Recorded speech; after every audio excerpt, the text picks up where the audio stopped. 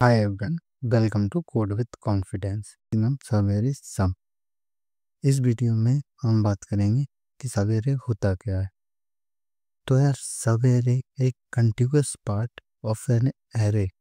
इसका मतलब एरे का एक कंटिन्यूअस पार्ट होता है। जैसे कि 3 एक सवेरे, 3 की अगर हम बात करें तो ये भी एक सवेरे। हम अगर लास्ट के 3 एलिमेंट की बात करें, ये भी एक सवेरे है। और अगर हम पूरे एरे को कंसिडर करें तो ये भी एक सवेरे है। तो एक कंटिन्यूअस पाथ सवेरे होता है। अब अगर एक एलिमेंट वाले सवेरे क्या क्या होंगे, 1 2 3 4 5। दो एलिमेंट वाले सवेरे 1 2 2 3 3 4 5 4 5। ये लास्ट के दो एलिमेंट। ठीक। तीन एलिमेंट वाले सवेरे क्या क्या होंगे, 1 2 3 1 2 3 4 और 3 4 5। फोर एलिमेंट वाले 1 2 3 4 2 3 4 5 और 5 एलिमेंट वाला ये पूरा एरिया जाएगा 1 2 3 4 5। तो ये सारे हमारे सवेरेज होंगे इस एरे के लिए। ठीक है। अगर तो मैथमेटिकल देखें तो किसी भी एरे की साइज एन है तो सवेरे होंगे एन इंटू एन प्लस 1/2। जो क्या होंगे इस एरे की हम देखें, 5 है इनकी साइज, तो 5 + 6/2 इक्वल टू 50। 15 टोटल सब एरेज बनेंगे। अगर आप इनको काउंट करेंगे तो भी ये 50 नहीं आएगा काउंट। तो ये हमारे सब एरे का मतलब है। ठीक है। अब इसके बाद हम अगर किसी भी एरे के सब एरेज को फाइंड करना चाहते हैं तो हमें उसका स्टार्ट और एंड पॉइंट पता होना चाहिए।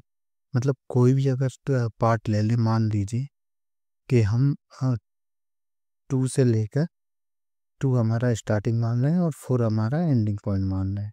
तो हमें स्टार्ट और एंड पता है तो हम किसी भी एरे के सब एरेज निकाल सकते हैं। ठीक है। तो हमें स्टार्ट और एंड पता होना ज़रूरी है अगर हम सवेरे निकालना चाहते हैं। अब हम मान लेते हैं कि हमारा जो सवेरे है वो स्टार्ट होता है 0 से। तो इसके एंडिंग पॉइंट क्या क्या होंगे। एंडिंग पॉइंट पहले तो 0 हो जाएगा, फिर 1 हो जाएगा। ठीक है। अगर हम जो दो एलिमेंट लेंगे तो फिर 2 हो जाएगा, ये 3 एलिमेंट वाला सवेरे। और ये फिर 4 हो जाएगा और फिर 5 हो जाएगा एंडिंग पॉइंट। तो हम अगर 0 से स्टार्ट कर रहे हैं तो हमारे एंडिंग पॉइंट एक 0 हो जाएगा, एक 1 हो जाएगा और 2 हो जाएगा, 3 हो जाएगा, 4 ऐसे करके। अगर हम 1 को स्टार्टिंग पॉइंट माने तो पहला जो एंडिंग पॉइंट होगा वो हमारा हो जाएगा 1 ही, फिर 2 हो जाएगा, फिर 3 हो जाएगा, फिर 4 हो जाएगा। और अगर 2 से हम स्टार्ट करते हैं तो 2 के लिए 2 हो जाएगा, 3 हो जाएगा, 4 हो जाएगा। ठीक है। अब यहाँ से हमारा एक पैटर्न हमें एनालाइज होगा जो कि ये बताता है कि कहीं से भी हम स्टार्ट करते हैं किसी भी सवेरे को तो उसका एंडिंग पॉइंट n-1 तक जाता है। अब इसके लिए हम क्या करेंगे, स्टार्ट अगर हम 0 से स्टार्ट करें तो स्टार्ट लेस देन n होगा। ठीक है। पर एंड क्या होगा, एंड हमारा हमेशा हर एक सवेरे के लिए स्टार्ट से चलेगा और n-1 तक जाएगा। स्टार्ट से स्टार्ट होगा और n-1 तक जाएगा फॉर ईच स्टार्टिंग पॉइंट। ठीक है। तो हम इसके लिए एक लूप रन कर देंगे कि भैया हमारा एंड जो होगा वो स्टार्ट से स्टार्ट होगा और एंड हमारा हमेशा लेस देन n तक जाएगा, मतलब n-1 तक जाएगा। ठीक है। अब इसके अंदर अगर हम इनके सवेरेस फाइंड करना चाहते हैं तो हम एक लूप चला सकते हैं स्टार्ट से लेके एंड तक और हम सारे सवेरेस निकाल सकते हैं, प्रिंट करा सकते हैं। ठीक है। अब हम देखते हैं हमारी प्रॉब्लम को। तो मैक्सिमम सवेरे सम प्रॉब्लम। तो जो भी हमने जो कोड लिखा है इससे हम सारे एरे फाइंड कर रहे हैं, सब एरे सॉरी। अगर सब एरेज हमारे फाइंड हुए, मान लीजिए एक जो सब एरेज है ये है हमारे 3 4 3 और -4। और दूसरा जो सब एरे वो बनेगा हमारा 4 5 4 -1 एंड 7। तो ये हमारा सबसे मैक्सिमम सम देगा। तो यही हमारा इस क्वेश्चन के लिए आंसर हो जाए, इस एरे के लिए आंसर हो जाए। क्योंकि बाकी की जो तो स्टार्टिंग और एंडिंग सब एरेज हैं ये हमें मैक्सिमम सम नहीं देंगे। तो हम वन बाय वन देखते हैं कि हम इसे कैसे हमारा जो पुराना कोड है उससे निकाल सकते हैं हमारा आंसर, क्योंकि हम ब्रूट फोर्स अप्रोच देख रहे हैं। अभी हम सिर्फ स्टार्ट कर रहे हैं, हम समझने की कोशिश कर रहे हैं कि इस प्रॉब्लम का मतलब क्या है, क्योंकि सवेरे हमें पता है, हम सवेरे कैसे जनरेट कर सकते हैं वो हमें पता है। तो अब हम इसी कोड को लेते हैं और हम देखते हैं कि हम इसमें कैसे हमारा इस क्वेश्चन का आंसर सॉल्यूशन ड्राइव कर सकते हैं। तो हमें इसमें करना क्या होगा, हमें इसमें कुछ नहीं करना, हमने सवेरेज निकाल ली। तो हम ये कहेंगे कि हम एंडिंग पॉइंट जो निकालना है, एंडिंग पॉइंट, हम ये जो तीसरा लूप चला रहे हैं कि स्टार्ट से लेके एंड तक सारी सवेरेज निकालने के लिए अलग से लूप चला रहा है, पर हम ये कह देते हैं हम एंड को जो रहेगा ना, हम एंड को एक सम में ऐड करते जाएंगे। हम एक सम बनाएंगे और उसमें हम एंड को ऐड करते जाएंगे। तो मतलब हम ये कहना चाह रहे हैं हम इस अप्रोच में हमारे तीसरे लूप को हटा सकते हैं। जैसे कि पहले हमारा एंड स्टार्ट पे ही होगा, स्टार्ट पे ही होगा, फिर हमारा एंड आगे बढ़ेगा, ठीक है, फिर ये दो एलिमेंट वाले सवेरे ऐड हो जाएंगे। अब इनका सम हमारे पास है, तो हम अब इनका सम हमें पता है, हमने सम निकाल लिया और ये हमें पता है नेगेटिव में मिल रहा है, तो हम इनसे कभी मैक्सिमम सम नहीं निकाल सकते। तो अब हम इनको ऐड कर ही नहीं सकते, समझ रहे हैं आप। तो हम इन सम को ऐड कर ही नहीं सकते और इनकी नीड भी नहीं है, क्योंकि हम हमारे पास सम ऑलरेडी होगा पिछले एलिमेंट्स का और हमें सिर्फ आगे वाला एलिमेंट का सम ऐड करना है। तो इसलिए हम एक वेरिएबल बना लेंगे जिससे कि हम हमारा ये तीसरा लूप हटा सकते हैं, ठीक है। तो हमने एक एंड वेरिएबल ले लिए, एक सम वेरिएबल ले ली करंट सम करके, जिसे हमने 0 से इनिशियलाइज कर दिया। और अब हम इस लूप के अंदर इस करंट सम वाले वेरिएबल में एंड को ऐड करते जाएंगे, एरे ऑफ एंड। तो करंट सम में क्या, एरे ऑफ एंड ऐड कर दिया। अब इससे होगा क्या, अब इससे पहला एलिमेंट जो है मान लीजिए 3 है, तो वो हमारा करंट सम में ऐड हो गया। अगला एलिमेंट क्या है, -4 है, तो वो हमारे करंट सम में ऐड हो जाएगा, कितना आएगा, -1। तो मतलब इससे तो हमारा सॉल्यूशन निकल ही नहीं सकता, क्योंकि ये माइनस में आंसर दे रहा है, ठीक है। पहले हमने 3 ऐड किया, फिर हमने -4 ऐड किया, तो क्या आया, -1। अब -1 आ गया, हमें पता है ये हमें मैक्सिमम सम देंगे ही नहीं। अभी हमने कितना रख लिया, -1 हो गया, 5 आया, तो हमारा क्या आंसर आ जाएगा, हम सिर्फ 5 ऐड करेंगे, 5 ऐड करेंगे तो कितना आंसर हो जाएगा, हमारा 4 आंसर हो जाएगा, ठीक है। ये हमारा 4 आंसर हो, करंट सम हो गया, सॉरी करंट सम आंसर नहीं हुआ। वैसे कर करके हम सारे एलिमेंट्स के लिए आंसर ऐड करते जाएंगे सम में, करंट सम में। और फिर हम क्या करेंगे, एक मैक्स सम नाम से वेरिएबल बनाएंगे और उसमें हमारे करंट सम को और मैक्स सम को जो भी मैक्सिमम होगा इन दोनों में से उसे हम स्टोर कर लेंगे, तो वो हमारा मैक्सिमम बन जाएगा और यही हमारा आंसर होगा।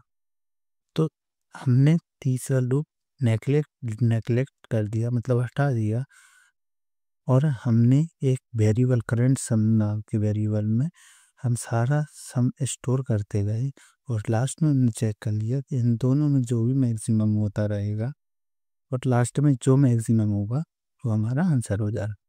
अब हम पढ़ते हैं हमारे फाइनल सॉल्यूशन के लिए, जो कि है हमारी कडांस एल्गोरिथम, जो कि मोस्ट ऑप्टिमाइज सॉल्यूशन है फॉर दिस प्रॉब्लम, ठीक है।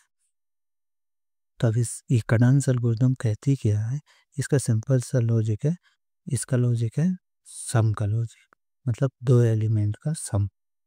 तो ये कहती है कि अगर कोई भी मान लीजिए प्लस है और वो कोई प्लस से ऐड हो तो वो प्लस ही आंसर देगा। अगर कोई छोटा मतलब बड़ा प्लस है, मतलब बड़ा प्लस का नंबर है और माइनस छोटा वाला है, तो वो भी हमें प्लस देगा। पर अगर हम छोटे प्लस को बड़े माइनस से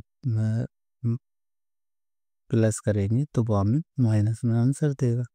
तो यही इस कडांस एल्गोरिथम का पूरा लॉजिक है और इसी से ये कडांस एल्गोरिथम वर्क करती है। वो कैसे वर्क करती है वो हम अभी देखेंगे, पर इसका सिंपल सा लॉजिक यही है, अगर कोई छोटा नंबर अगर कोई छोटा पॉजिटिव नंबर किसी बड़े नेगेटिव नंबर से अगर प्लस किया जाए तो वो आंसर नेगेटिव ही आएगा। ठीक है, और अगर नेगेटिव आएगा तो उसे हम डिसाइड कर देंगे जीरो। क्यों जीरो कर देंगे? क्योंकि माइनस का जो होगा वो हमें कभी मैक्सिमम सवेरे सम दे ही नहीं सकता। तो यही इस कटांस एल्गोरिथम का पूरा लॉजिक है। तो इसमें हमें क्या नीड होगा, एक होगा हमारा करंट सम और एक होगा हमारा मैक्सिमम। ठीक है, इन दोनों वेरिएबल से हम आंसर टाइप कर लेंगे और कभी भी जी माइनस में आंसर आता है तो हम उसे जीरो पे रिसेट कर देंगे। ठीक है, यही पूरा लॉजिक है इस एल्गोरिथम का। तो अब मान लीजिए हम स्टार्ट कर दिया, हमने 3 - 4 किया तो हमारा आंसर क्या आएगा, -1। तो अब हमें पता है कि ये मैक्सिमम सम कभी नहीं दे सकता, मैक्सिमम सवेरे सम दे ही नहीं सकता, तो इसलिए हम इसे रिसेट कर देंगे टू जीरो। यही लॉजिक है पूरा।